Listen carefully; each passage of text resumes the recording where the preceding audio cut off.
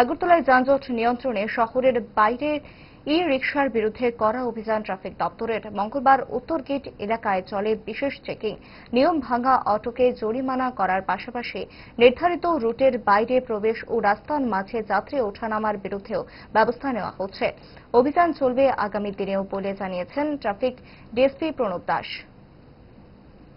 আজকে অভিযানটা বিশেষ করে যে ইলেকট্রিক অটোগুলি, যেগুলি পঞ্চায়েতের অটো আর শর্ট পারমিট অটো যেগুলি আছে, মানে আউট পারমিট অটো, ওইগুলি এগেনস্টে আমরা আজকে মূলত ট্রাফিকের অভিযান। তাদেরকে বলা হয়েছে যারা মোহনপুর সাইডের গাড়ি, ওইগুলি রাধানগর স্ট্যান্ড পর্যন্ত আসবে, আর যেগুলি আমতলী সাইডের গাড়ি, ওইগুলি নাগেরজোলা স্ট্যান্ডে আসবে। আর জিরানিয়া সাইডের শর্ট পারমিট অটো বা আউট পারমিট অটো বা ইলেকট্রিক অটোগুলি চন্দ্রপুর বাস স্ট্যান্ড পর্যন্ত আসবে। কিন্তু তারা সরকারের যে নির্দেশিকা ওরা মানছে না।